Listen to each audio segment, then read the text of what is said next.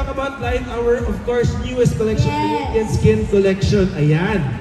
So, tell us, walk us through it, Light. Ano ba yung 5 uses for this new product of ours?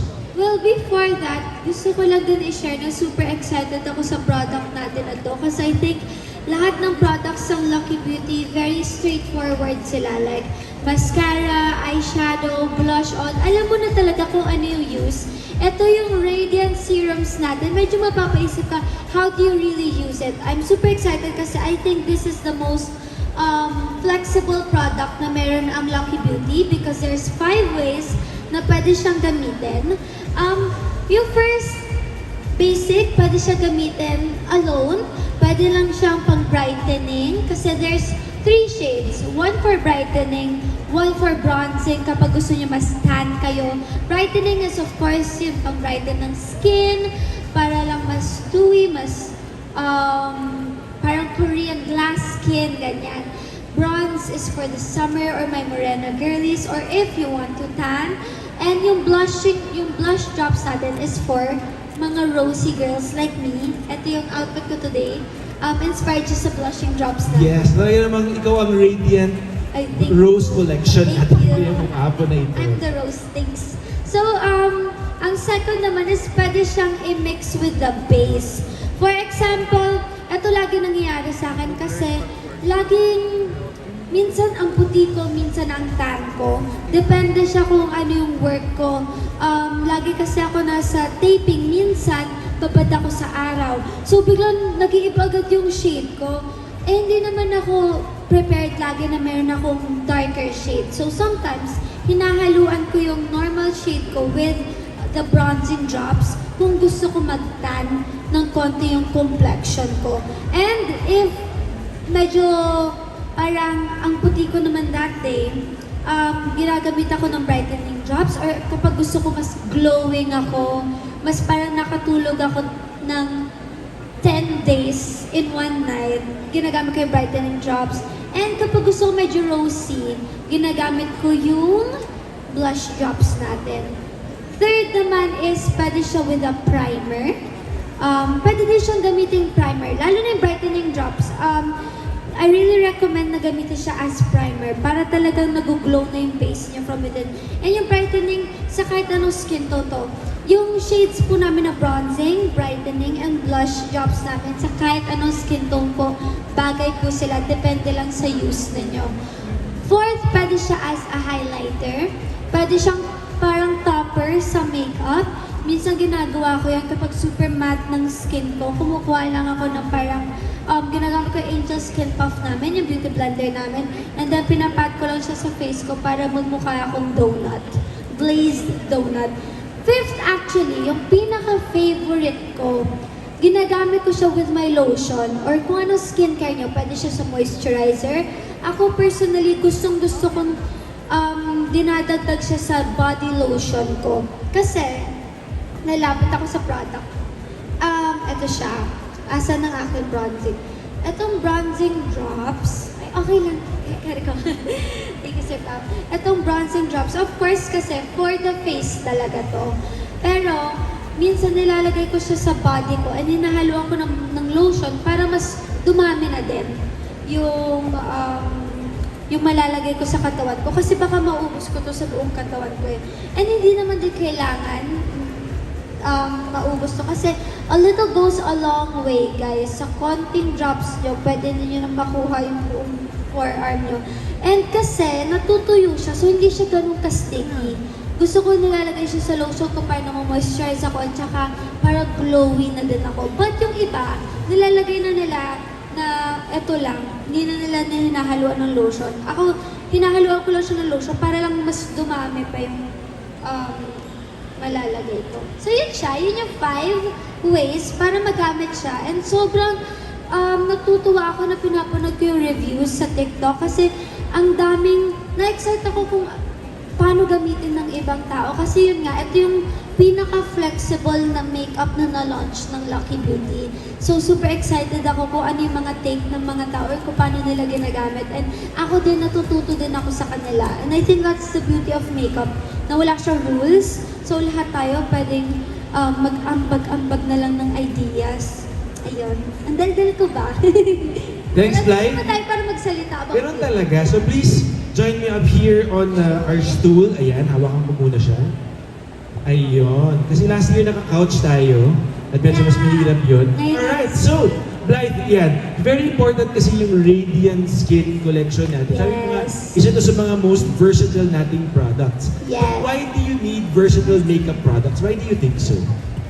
Well, from Lucky Beauty kasi, yun nga, tulad na sabi ko kanina, straightforward lahat ng launches natin. Naghahanap ako ng parang yung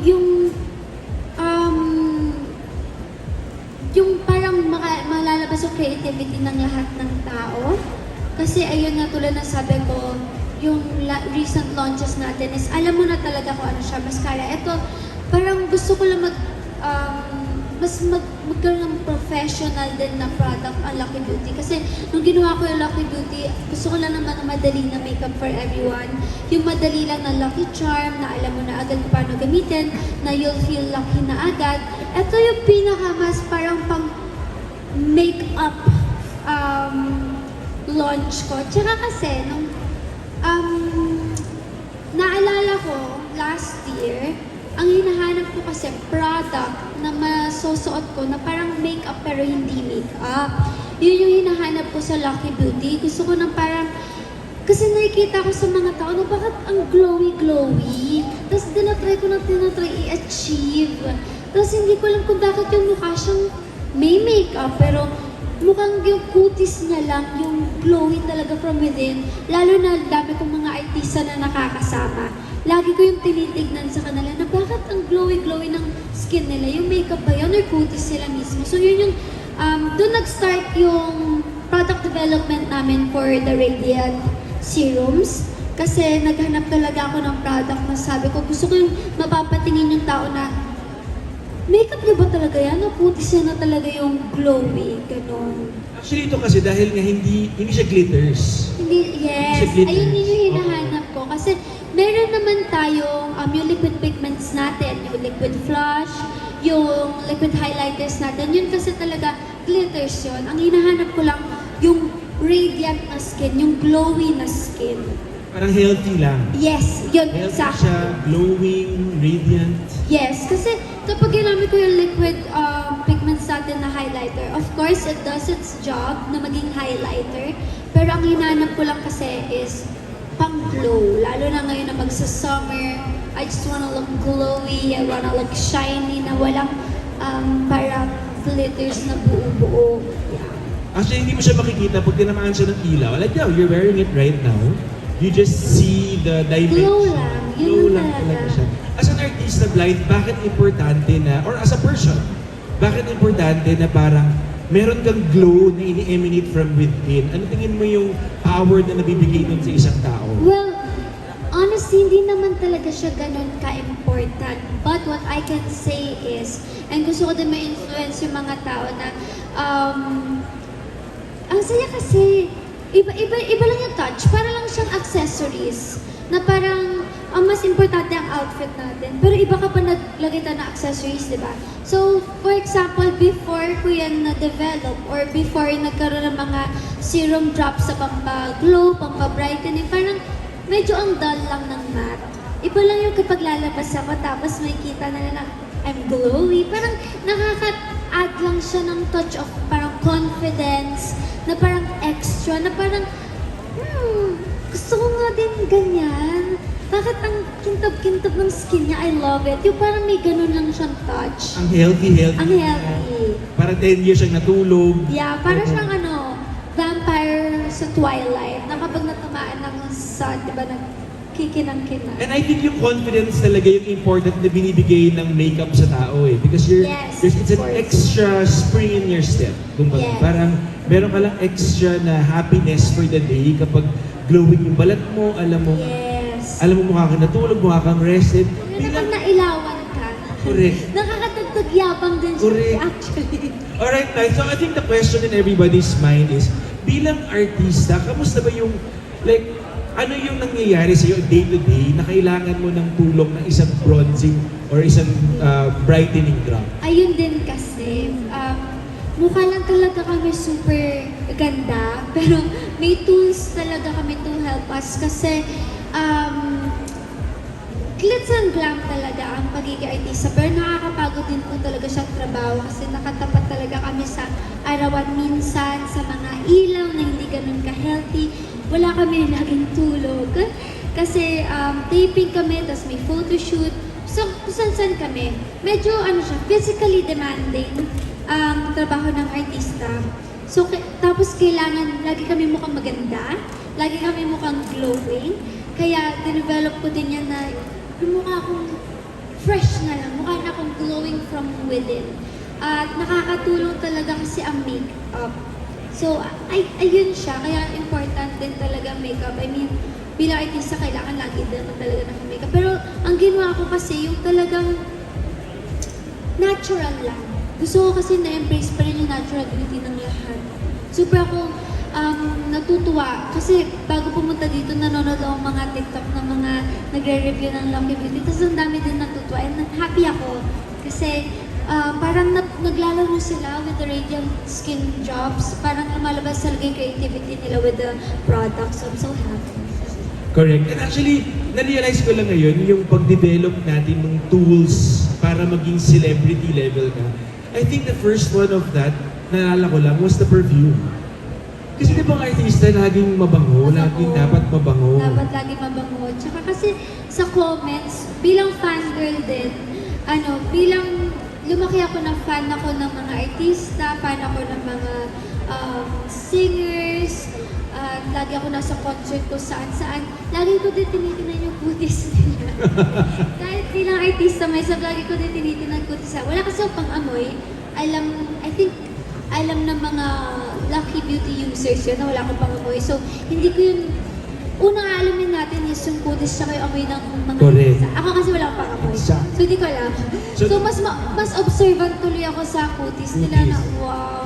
At saka nung na-meet ko si Cynthia and Ariana, dun sa Wicked na Singapore. Na super ingit ako, super duper. Hindi, asa talaga, nung nakita ko si Cynthia talagang shiny Oo, talaga. no? Hindi pala talaga niya. Kasi siyang nakita ko siya ng without makeup, iba yung form. usong-uso sa Hollywood na yung parang body glow.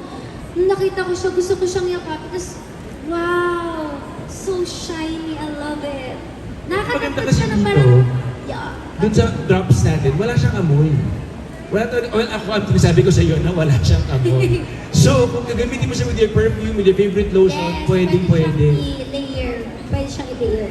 To get that signature glow and signature smell, to get that signature look Yes. na pagiging celebrity. Tsaka, actually, pwedeng hindi ka na mag-highlighter with that. Tsaka, kasi nung sa lahat ng campaigns sa ginagawa ko din, laging sobrang